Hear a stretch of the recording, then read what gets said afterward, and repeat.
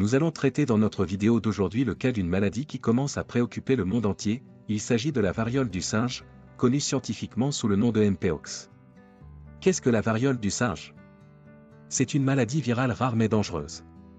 Elle se transmet à l'homme par contact avec une personne, un animal ou un objet porteur du virus de cette maladie et qui appartient au même genre orthopoxvirus que celui de la variole humaine, maladie qui a été déclarée éradiquée par l'OMS depuis 1980. En raison de sa découverte chez un primate, cette maladie infectieuse est en réalité transmise principalement par des rongeurs. Son nom, trompeur et stigmatisant, ne reflète pas la réalité de la transmission et peut dissuader les personnes infectées de consulter. 1. Symptômes et progression de la maladie. Comment se transmet la variole du singe? Elle se transmet principalement par contact étroit avec un animal infecté, singe, rongeur, ou une personne malade. Cela peut se faire par le sang, les liquides corporels, les lésions cutanées ou en mangeant de la viande contaminée.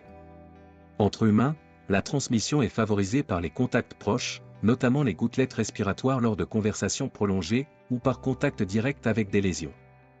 2. Les symptômes.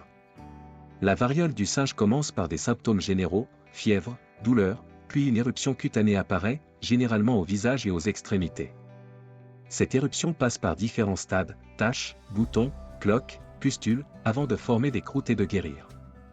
Une caractéristique notable est l'enflure des ganglions lymphatiques, surtout au niveau du cou et de la mâchoire. Contrairement à la varicelle, l'éruption de la variole du singe apparaît en une seule fois et guérit de manière synchrone. Traitement et prévention. Il n'existe pas de médicament spécifique. Le traitement est symptomatique, car les symptômes du virus monkeypox se dissipent tout seuls. Par conséquent, le médecin traitant pourra prescrire divers médicaments afin de calmer les symptômes, antipyrétiques, analgésiques, anesthésiques locales, lidocaïne, etc. Il est toutefois possible, pour les cas les plus graves, de se voir prescrire un traitement par immunoglobine ou un antiviral, notamment le Tecovirimat. Les anti-inflammatoires quant à eux sont interdits car ils provoquent de graves complications.